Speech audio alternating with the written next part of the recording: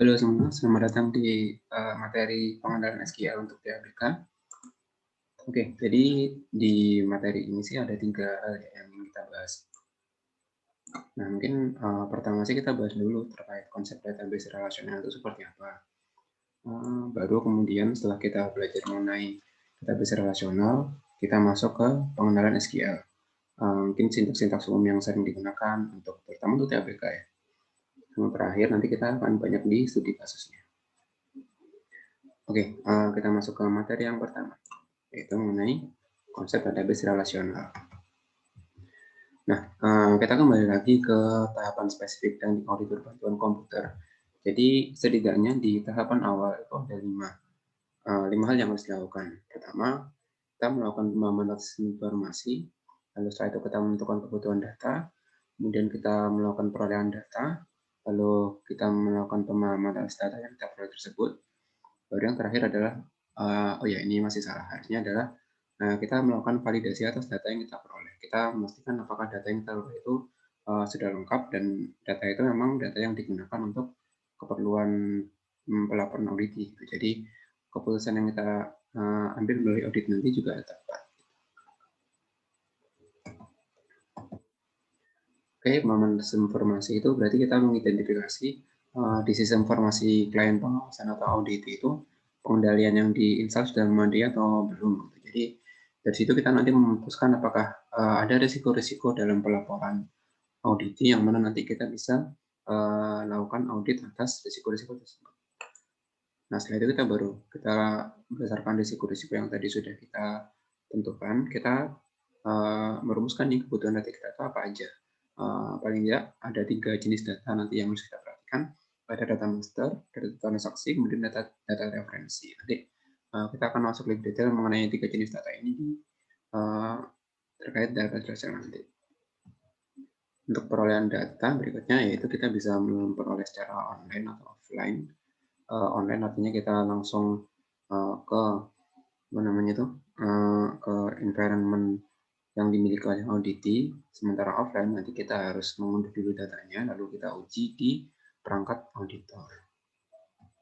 Dan yang keempat adalah memahami data. Setelah kita memperoleh, kita lakukan pemahaman datanya, terutama terkait struktur data dan relasi antar tabel itu nanti. Kemudian jumlah sama periode rekor transaksi dalam data atau tabel yang kita peroleh. Nanti kita bahas lebih lanjut, terutama terkait struktur data sama relasi antar data atau tabel. Dan yang terakhir adalah pengujian validitas data. Nah, sekali lagi ya, jadi data yang diuji untuk keperluan audit itu, dia harus sama dengan data yang digunakan oleh auditi. Jangan sampai data yang digunakan oleh auditi untuk menyusun laporan atau menyusun pokoknya yang digunakan oleh auditi untuk proses bisnisnya itu kemudian berbeda dengan data yang kita peroleh untuk keperluan audit. Jadi kalau hal itu terjadi, otomatis pasti hasil audit kita tidak akan bisa digunakan gitu, dan sudah pasti tidak akan bernilai tambah gitu, karena data yang kita gunakan saja salah. Jadi kita perlu memastikan apakah datanya itu sudah lengkap dan apakah datanya itu sudah valid gitu, sebelum kita melakukan analisis. Dalam hal ini adalah analisis pengujian untuk keperluan audit atau kegiatan assurance lainnya. Dan kita harus segera menyampaikan ke audit jika nantinya kita menemukan ada masalah terkait dengan data. Apakah data itu tidak lengkap, apakah data itu kemudian nggak valid gitu. Oke, sebelum masuk ke konsep database relasional, mungkin kita harus mengulang sedikit yang mengenai infrastruktur sistem informasi. Jadi secara umum tuh sistem informasi yang sekarang itu ada 3 layer. Pertama adalah presentation layer, ada application layer, ada database layer.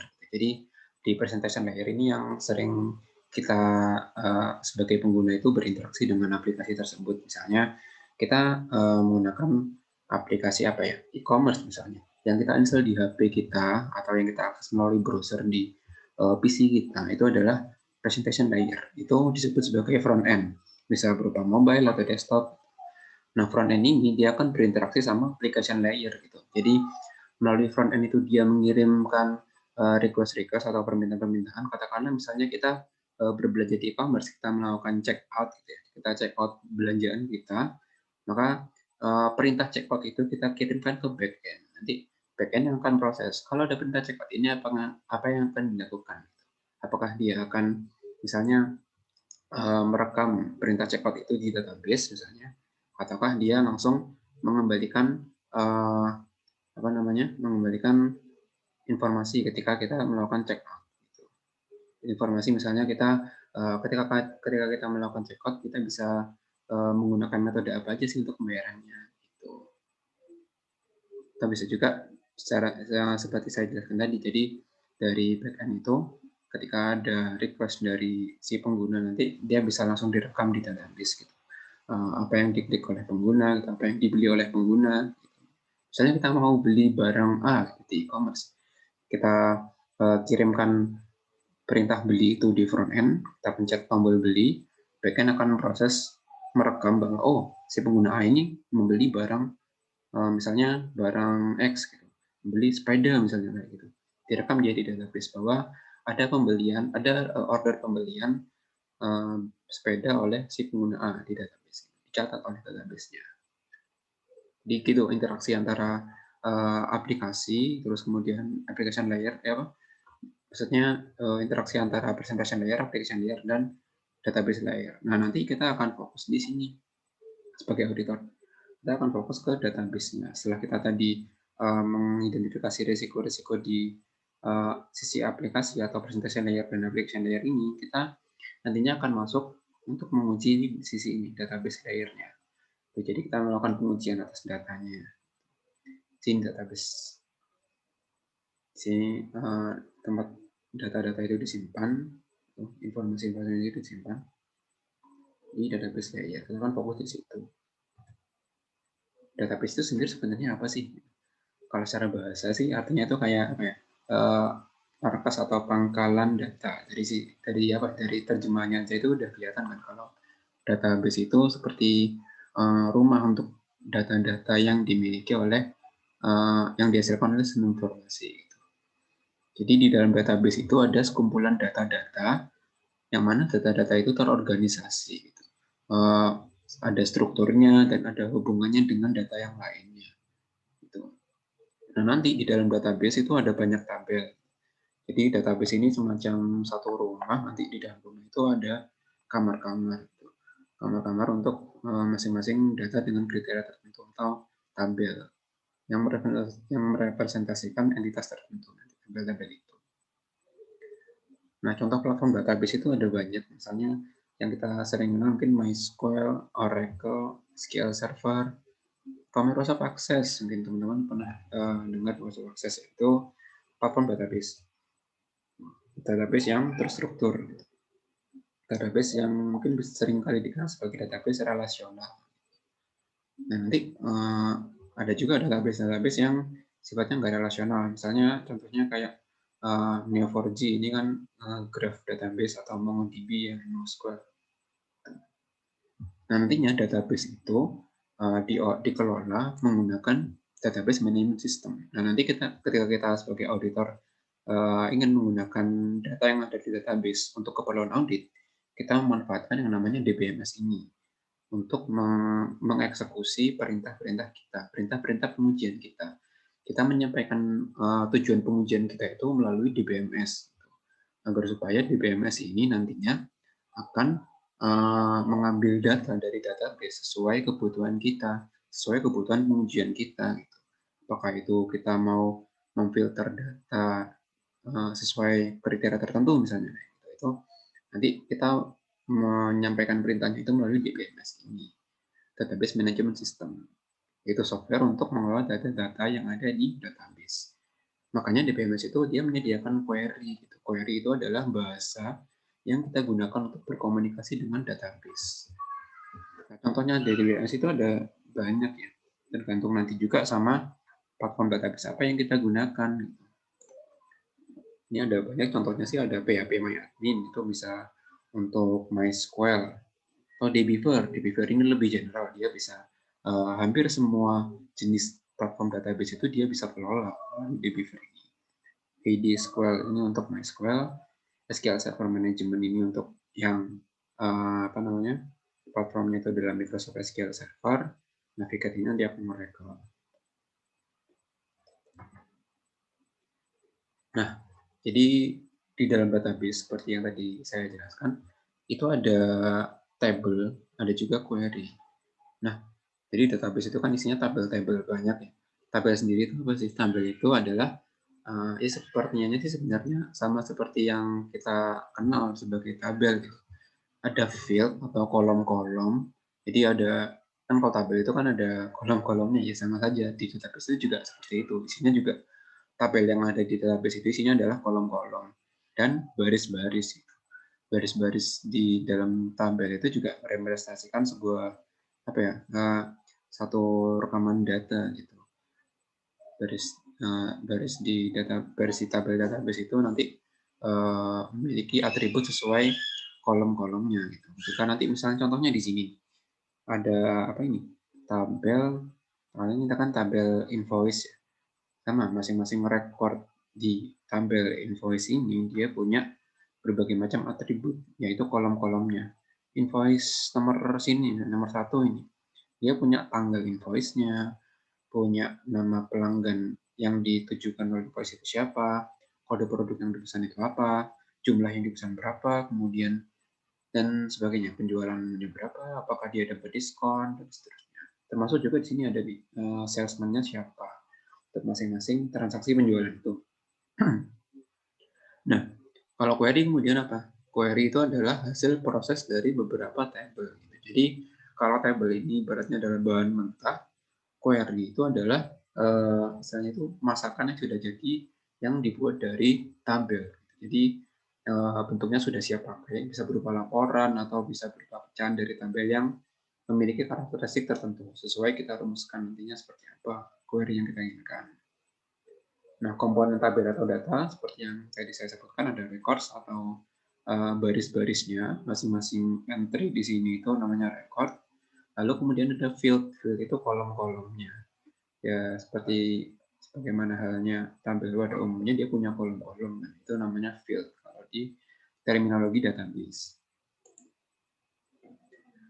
Nah, kemudian berikutnya, bagaimana sih sebuah transaksi perusahaan itu direkam di dalam database. Jadi kita sebagai auditor kan concern-nya adalah bagaimana sih transaksi perusahaan itu direkam di database, kayak gimana bentuknya.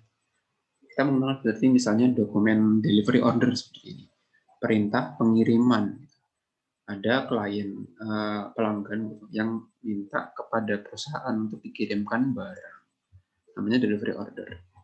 Nah, delivery order yang di sini ini, yang bentuknya seperti ini, itu sebenarnya disebut sebagai data yang sifatnya unnormalized form. Jadi data yang dia belum dinormalisasi. Nah, nantinya ketika dia direkam di dalam database, maka agar dia efisien dari segi sumber daya dan terjaga integritasnya, maka dia akan direkam dalam sebuah database yang didesain dengan memperhatikan kaidah normalisasi data atau dalam bentuk third normal form. Maksudnya gimana sih third normal form?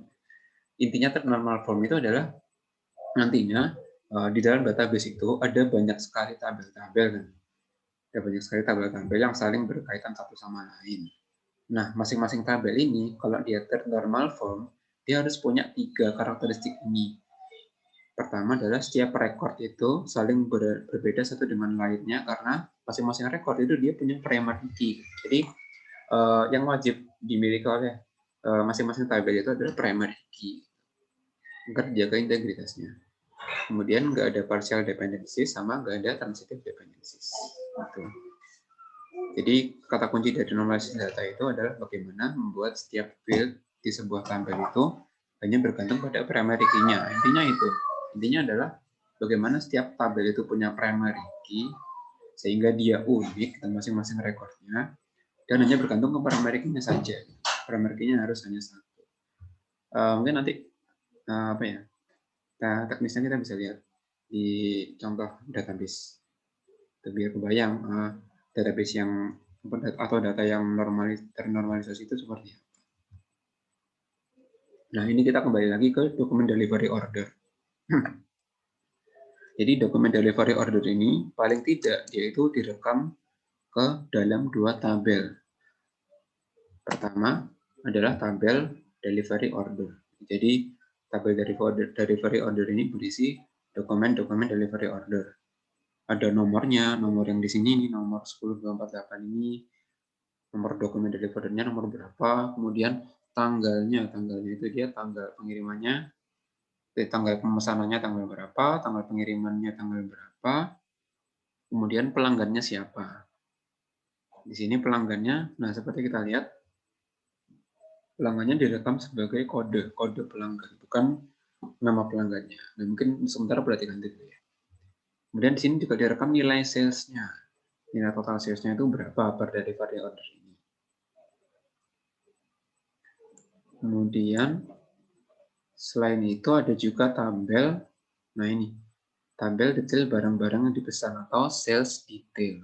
Jadi tiap-tiap delivery order itu kan dia punya beberapa barang yang dipesan ya. Kalau dia direkam langsung ke dalam satu record delivery order ini, pasti dia akan banyak kolomnya gitu, dan tiap-tiap delivery order kan barang yang dipesan belum tentu sama jumlahnya kan. Nggak mungkin kita buat kolom yang isinya itu barang satu yang dipesan, barang dua yang dipesan, nggak mungkin. Itu sangat tidak efisien. Jadi detail barang yang dipesan di masing-masing delivery order itu dibuatkan satu tabel baru. Jadi tabel baru yang mendetailkan pesan-pesanan apa aja sih yang ada di delivery order itu. Ini. Jadi di sini tuh di detail delivery ordernya itu ada produk-produk pesan apa aja. Kode produk 11, kode produk 42, dan kode produk 72 gitu. Masing-masing produk yang dipesan itu jadi satu baris sendiri nih di sini. Jadi masing-masing itu unik. Nah, masing-masing record di sini dia itu kayak semacam menginduk gitu di tabel dari value order. Tabel dari value order yang di sini dia dijelaskan oleh 3 row, 3 baris yang ada di tabel sales detail ini. Dan tiga baris di sales detail ini dia itu adalah penjelasan detail dari satu row yang ada di delivery order ini. Jadi ini yang disebut sebagai masing-masing tabel itu punya relasi, punya hubungan. Ini dia menginduk ke sini, sales detail ini menginduk ke delivery order, kemudian delivery order dijelaskan secara lebih mendetail di tabel sales detailnya. Apakah berhenti sampai di situ? Enggak. Tadi kita sempat notice ada juga kode pelanggan dengan kode pelanggan customer 12, customer 15. Di tabel sales detail juga ada kode produk 11, produk 42, produk 72. Sementara kalau di dokumen delivery order, itu kita bisa melihat customer itu siapa namanya, alamatnya di mana. Begitu juga dengan barangnya. Barangnya itu nama produknya itu apa. Nggak sekedar kode-kode seperti ini aja yang nggak kelihatan identitasnya itu seperti apa, identitasnya seperti apa. Nah, makanya nanti tabel-tabel ini tuh, tabel dari value order maupun tabel sales detail, yaitu juga terhubung dengan tabel lain yang menjadi referensinya, yaitu seperti misalnya ini, kode produk di sales detail. Nah, dia itu ada tabel lain juga yang isinya itu adalah detail produk-produk apa yang dijual. Nanti di sales detail ini dia cukup mengambil kode produknya aja. Detail produknya apa, itu ada di tabel yang namanya tabel produk ini. Di tabel produk ini kan ada ya, kode produknya apa, terus nama produknya itu apa. Gitu. Jadi kalau mau tahu nama produknya apa, berarti kita harus mengacu ke tabel produk. Kita harus lihat ke tabel produk. Prod 011, ini produk apa ya namanya ya? Kita harus cari ini di tabel produk ini nih. Prod 11, mana nih? Oh ini, ada Queso Cabrales. Kalau mau lihat harus dicari ke tabel produknya. Sesuai pakai identitas namanya kode produk. Jadi tabel kita ulang lagi ya, tabel delivery order ini itu dia terhubung ke tabel sales detail. Sales detail sendiri juga ada hubungan atau memiliki relasi dengan tabel kode produk. Jadi kayak semacam ekosistem gitu database itu. Ekosistem di mana setiap tabel itu ada dan saling berinteraksi dengan tabel-tabel yang lain, saling terkait dengan tabel-tabel yang lain. Terus juga customer ini kalau kita mau tahu detail identitas customer-nya itu siapa, yang disimbolkan oleh kode CUSD 012 ini, kita bisa melihat ke tabel customer master. Tuh. Kita lihat kode pelanggannya di tabel delivery order tadi. Ada kode pelanggan CUSD 012. Kita cari nih di tabel customer master. CUSD 012 itu siapa ya? Oh, ternyata PT Warung Modern yang alamatnya di Jalan Malaka 37 Sidoarjo. Jadi tabel customer master ini dia menyimpan informasi yang lebih mendetail tentang apa yang disimbolkan oleh kode pelanggan di tabel delivery order. Gitu. Memang apa ya, kelihatannya agak ribet, tapi secara logika pasti saya yakin teman-teman semua paham gitu yang dimaksud dengan hubungan antar tabel ini itu apa. Jadi dibentuk hubungan antar tabel itu supaya nantinya ketika kita mau mengubah informasi detail terkait pelanggan misalnya, kalau kita mau mengubah misalnya nama pelanggannya udah ganti, bukan PT Warung Modern yang di sini di CFC 012. Misalnya jadi PT apa ya? PT Warung Tradisional gitu, bukan PT Warung Modern sekarang. Dia jadi balik lagi ke tradisional. Nah, kalau misalnya di sini di tabel delivery order ini itu kita tadi rekam pakai nama pelanggannya langsung, misalnya PT Warung Modern gitu. Kalau kita mau ngubah, itu kita harus mengubahnya satu persatu. Itu nggak efisien kan kalau mau mengubah.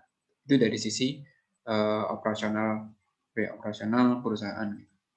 Nah, kalau dari selain itu juga terkait dengan integritas data. Misalnya, kalau misalnya kita mau merekam delivery order, kalau kita langsung nuliskan nama pelanggannya misalnya PT Warung Modern. Nah, ini kan tulisannya apa ya? Nama pelanggannya itu kan bisa dibaca dan diinterpretasikan macam-macam gitu oleh pegawai di perusahaan itu. Ada yang menulisnya PT Warung Modern sesuai nama yang benar, sesuai nama yang diberikan oleh pelanggan. Tapi ada yang juga mengetik di sistem informasinya itu sesuai apa yang dia dengar gitu. PT Warungnya itu bukan PT Waro yang nulisnya, tapi PT Warung pakai U. Gitu. Itu kan kalau kita rekam langsung di sini gitu, bukan pakai kodifikasi seperti ini, ya pasti akan berbeda-beda kan namanya. Kalau namanya berbeda-beda, pasti ketika kita membuat summary, dua pelanggan itu akan dibaca sebagai dua pelanggan yang berbeda, namanya berbeda. Otomatis kita butuh identitas unik untuk mengkodifikasikan masing-masing pelanggan itu. Jadi nanti nggak ada lagi ya cerita perbedaan cara ngetik masing-masing operator. Kita cukup pakai key-nya aja, kode pelanggan ini. Oke, jadi kalau jenis tabelnya sendiri berdasarkan data itu ada 3 macam. Berdasarkan data yang yang dimuat di dalamnya itu ada 3 jenis tabel. Pertama adalah master table, itu data yang sifatnya permanen dan jarang diubah. Jarang diubah. Jadi misalnya contohnya kita punya daftar pegawai atau daftar produk atau daftar pelanggan. Nah itu kan kayak semacam apa ya? Itu kan seperti buku telepon gitu kan. Itu informasi yang kita jadikan sebagai rujukan dan itu jarang sekali dirubah. Jarang banget diubah. Mungkin bisa ditambahkan juga, tapi intensitas penambahannya itu dia nggak yang sangat cepat gitu. Misalnya penambahan customer misalnya penambahan produk dalam 1 hari itu nggak, ya mungkin ada penambahan produk per hari gitu, produk baru yang dijual, tapi nggak sampai 1 hari itu nambah misalnya sampai 100 produk per hari. Contohnya Indomaret gitu. Mungkin apa ya, katalog produk di Indomaret itu kan cukup jarang diubah. Yang dijual itu ya produk-produk itu aja gitu, kecuali nanti ketika ada apa namanya, ada produk baru yang beredar di pasaran dan Indomaret mau menjual, itu dia bisa menambahkan produk yang mau ditambahkan di apa yang mau dijual di katalog produknya. Tapi dia jarang sekali dirubah. Itu yang membedakan master table dengan transaction table. Kalau transaction table dia sangat rutin diubah sesuai proses bisnis. Ada penjualan dia langsung nambah, ada penjualan lagi dia langsung nambah. Begitu juga tabel pembelian misalnya. Ketika perusahaan itu melakukan pembelian ke apa namanya ke penyedia, maka dia langsung menambah transaksi. Jadi kayak day to day operation itu dia akan menambah jumlah rekor di transaction table. Sangat sering gitu. Dan kita berharap emang transaksi itu jumlahnya juga banyak gitu, karena sesuai misalnya penjualan gitu ya, siapa yang nggak ingin produknya laku. Terus kita berharap ada penambahan yang rutin terhadap rekor di transaction table-nya. Ada juga yang kedua itu reference table. Itu data yang digunakan sebagai referensi untuk data lain.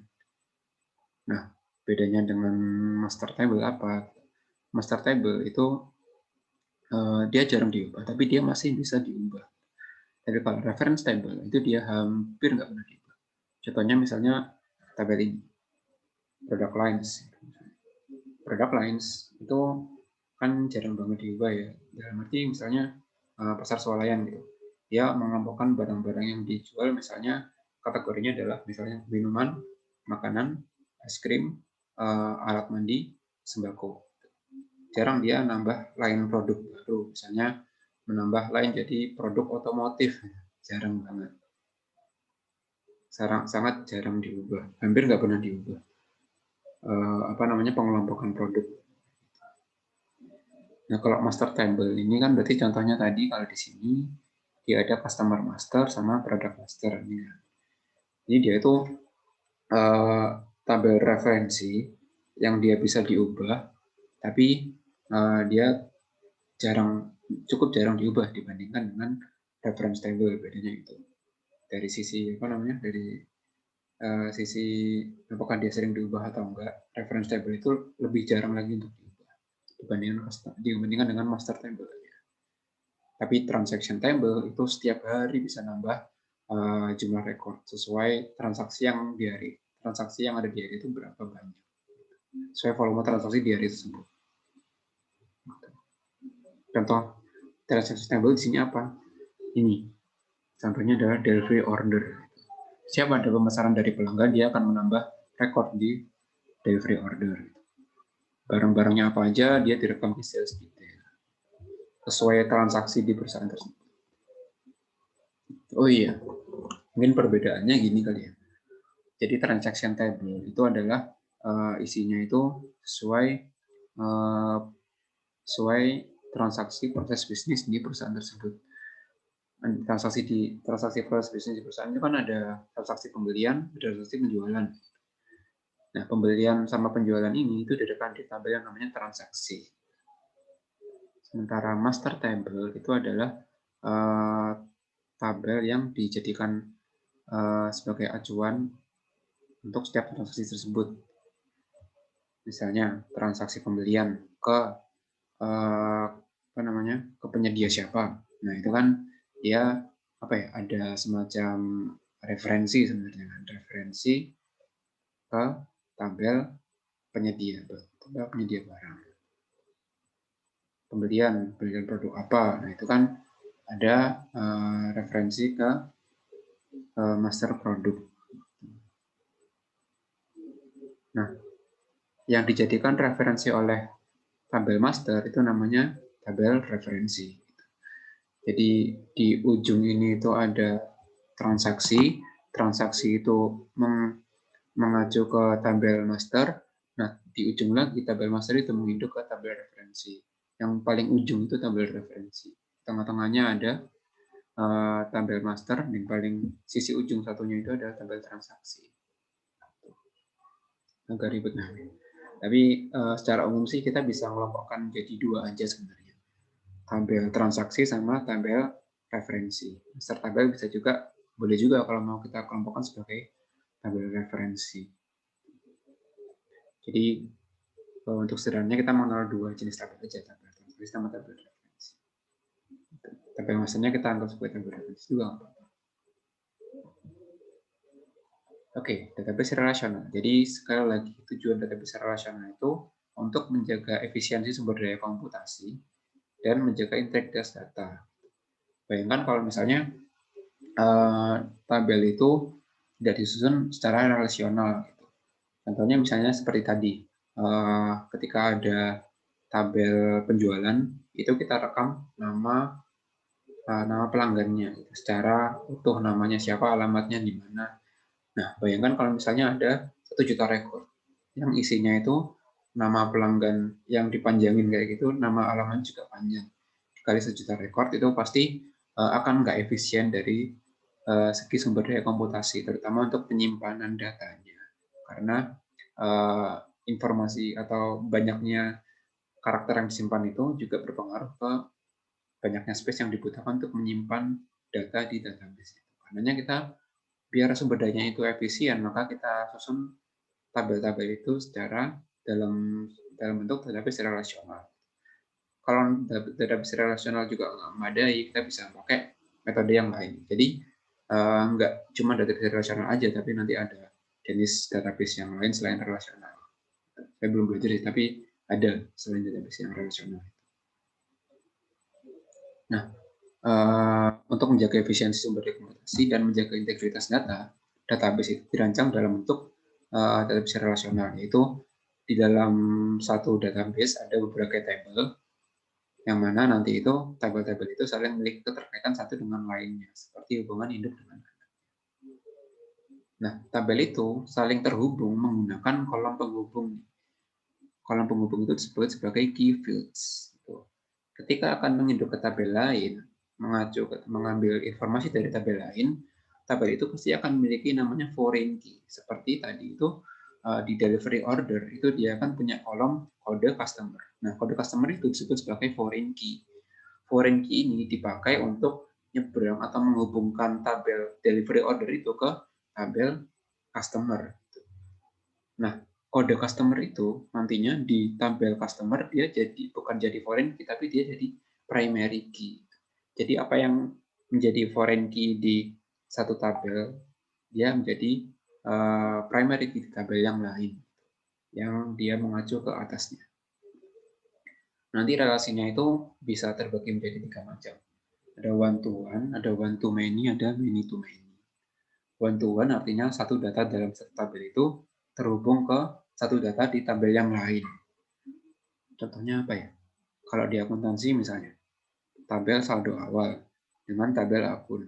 Nah, masing-masing akun itu kan cuma punya satu saldo awal. Logikanya kan seperti itu.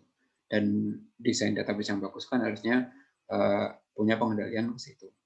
Desain database dan desain aplikasinya. Satu rekor di kode akun, dia pasti terhubung ke satu rekor di saldo awal. Itu hubungan one to one. One to many. Satu data dalam satu tabel bisa terhubung ke banyak data di tabel lain. Contohnya apa? Misalnya kayak kalau di akuntansi, misalnya seperti tadi, kode akun dengan tabel ayat jurnal misalnya kayak gitu. Nah, kita tahu ya, kode akun itu bisa ada di beberapa ayat jurnal dalam satu tahun itu.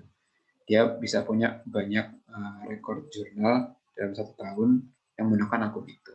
Jadi satu kode akun itu bisa dipakai di banyak sekali ayat jurnal. Atau misalnya contohnya tabel mahasiswa. Tabel mahasiswa dengan tabel jurusan. Satu jurusan itu dia bisa memiliki banyak sekali mahasiswa. Jadi itu relasinya adalah satu one ke banyak mahasiswa. Many. Satu jurusan ke banyak mahasiswa, one to many. Kalau dibalik, ada banyak mahasiswa yang bisa menginduk ke satu jurusan di sebuah kampus. Dan ada to many. Banyak data dalam satu tabel terhubung ke banyak dari tabel lain. Kita contohnya pakai yang mahasiswa tadi ya. Misalnya satu mahasiswa itu dia bisa mengambil banyak mata kuliah. satu mahasiswa bisa ngambil ke banyak mata kuliah. Tapi satu mata kuliah itu dia juga bisa diambil oleh banyak mahasiswa dalam satu kelas misalnya kayak gitu.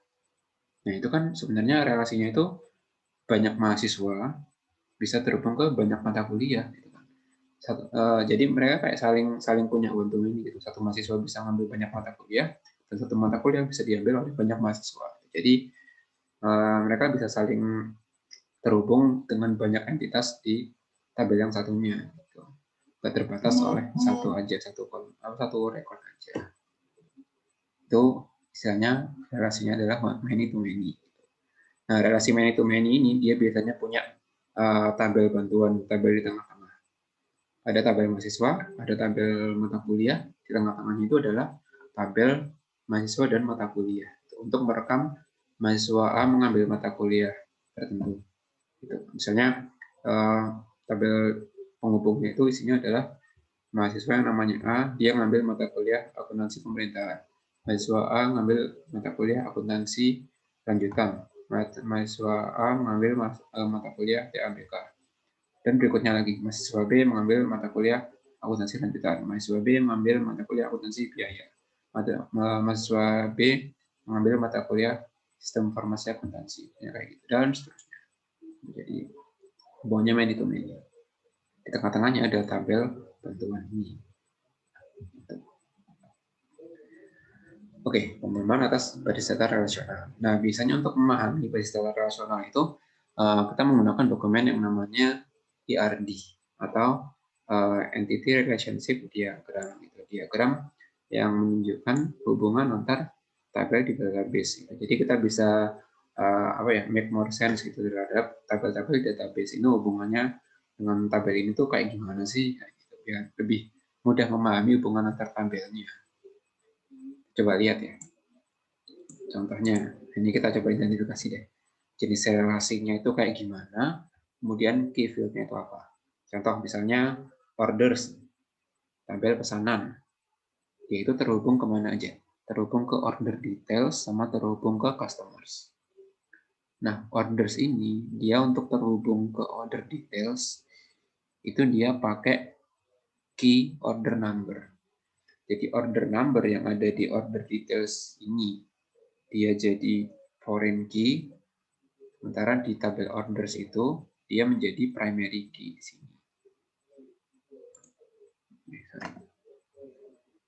Primary key di tabel orders ini dia terhubung ke foreign key order number di order details. Kemudian order juga terhubung dengan customer. Jadi tabel order ini dia punya customer number kan. Customer number ini itu adalah primary key atau identifikasi utama di tabel customer. Ada sebuah pesanan oleh customer tertentu. Customer-nya namanya siapa? Kita bisa cari ke tabel customer. Begitu juga di tabel order details ini. Oh, ada pesanan produk A untuk order number sekian. Gitu. Order numbernya ini apa ya? Itu kita bisa lihat ke order number ini. Kalau mau lihat tanggal pesannya tanggal berapa, terus tanggal pengirimannya tanggal berapa. Nah, kemudian order details itu juga ada informasi mengenai product code. Product code ini adalah produk yang dipesan di transaksi penjualan itu. Kalau kita mau melihat ini produk yang dipesan apaan ya, kita bisa melihat ke tabel produk ini. Jadi coba kita sekarang identifikasi relasinya. Tabel produk ke order details itu adalah relasinya one to many. Satu produk bisa dipesan di banyak, satu produk bisa dijual di banyak transaksi pesanan. Kemudian customer ke order. Satu customer bisa membuat banyak pesanan, one to many. Key yang dipakai customer number, kalau di sini key yang dipakai adalah product code. Jadi kalau mau mengidentifikasi key view itu cari aja yang sama antara dua tabel ini. Tabel order details dengan tabel products itu kan yang kolom yang sama adalah product code ini. Itulah yang dipakai untuk kedua tabel ini untuk berrelasi atau berkomunikasi. Tabel customers dengan tabel orders, kolom yang sama adalah customer number. Ini kolom yang dipakai untuk kedua tabel ini terhubung. Kemudian customers dengan employee. Nah ini nih. Ternyata tiap-tiap customer itu adalah tanggung jawab dari employee tertentu. Dipegang oleh salesperson tertentu. Nah, makanya nanti di tabel customer dia punya yang namanya sales representative employee number yang terhubung ke tabel employees gitu. Karena perusahaan punya tabel isinya pegawai-pegawainya siapa aja. Gitu. Nah, di sini tiap-tiap customer itu bisa diidentifikasi nih. Customer ini tanggung jawabnya pegawai siapa sih? Oh, ternyata dia tanggung jawabnya pegawai A. Dia dihubungkannya menggunakan kolom sales rep employee number. Sales rep employee number ini sama, dia juga cuma kode aja, nggak jelas nama pegawainya siapa. Gitu. Kalau mau tahu nama pegawainya siapa, dari misalnya emailnya berapa, terus jabatannya apa, kita pakai nih employee number-nya itu buat nge-search di tabel employee. Juga tabel employee. Tabel employee ini juga terhubung ke office. Nah, karena tiap-tiap employee itu dia bekerja di kantor cabang tertentu. Jadi kalau mau lihat employee ini tuh kerja di cabang mana ya? Oh, ada nih office code-nya. Office code-nya ini maksudnya kantor mana ya? Kita cari di tabel office. Oh, ini office code sekian itu. Oh, ternyata alamatnya di sini. Oke, kira-kira seperti itu ya. Basis data relasional. Kita bisa melihat lebih jelas kalau misalnya ada dokumen yang namanya ERD ini, Entity Relationship Diagram ini. Lebih jelas banget kalau misalnya kita bisa langsung tergambar kan peta hubungan antar tabelnya itu seperti apa. Tuh. Oke, materi pertama sampai di sini dulu. Nanti kita lanjutkan ke materi berikutnya. Terima kasih.